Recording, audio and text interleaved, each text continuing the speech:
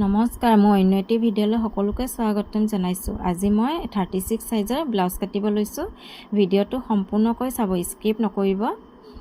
মই ব্লাউজৰ লেন্থ লৈছোঁ 15 ইঞ্চ, মানে 14ত ৰেডি হ'ব।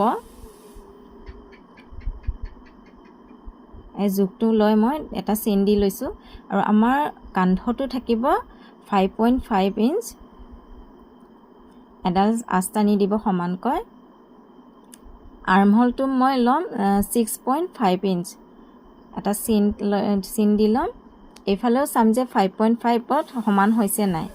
এনেদৰে সমানকৈ চিন এডাল দি দিম। আস্তানি দিছোঁ আৰু বুকুটো থাকিব আমাৰ 9 ইঞ্চ।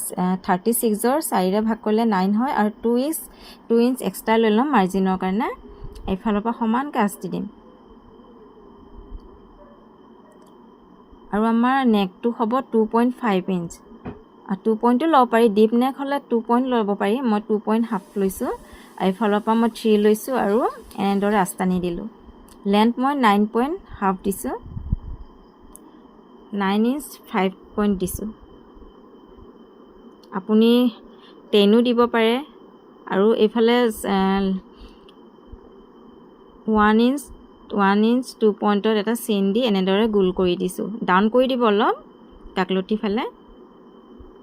এইফালে আকৌ মই 4 ইঞ্চত এটা চিন দি দিলোঁ। ওপৰৰ ফালে আকৌ 5 ইঞ্চ দিছোঁ। এইটো মাৰ্জিনৰ কাৰণে হয়। মাৰ্জিন 1 ইঞ্চি লৈছোঁ আৰু এতিয়া সমানকৈ কাটি দিম এনেদৰে।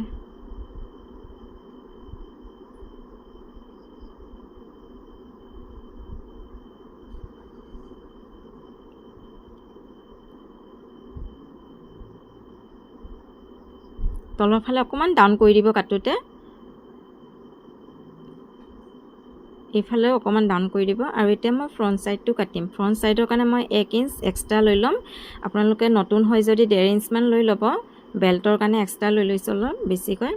ফ্ৰণ্ট ছাইডৰ ওপৰত মই বেক ছাইডটো থৈ এনেকৈ অকণমান চিন দি ল'ম। ছেম প্ৰচেছ থাকিব, অলপহে বেলেগ হ'ব। এনেদৰে চিন দিয়াৰ পিছত মই বেক ছাইডটো উঠাই দিম। এতিয়া বেক ছাইডৰ নেক থাকিব 7 ইঞ্চ থাকিব। মই 7 ইঞ্চত এটা চিন দি ল'ম। ডিপ নেক লাগে বেক ছাইড। আৰু এইফালৰ পৰা 3 ইঞ্চত এটা চিন দি লওঁ। ওপৰৰ ফালৰ পৰা সমানকৈ এডাল আস্তানি দিম। আপোনালোকে যি ডিজাইন দিব পাৰি।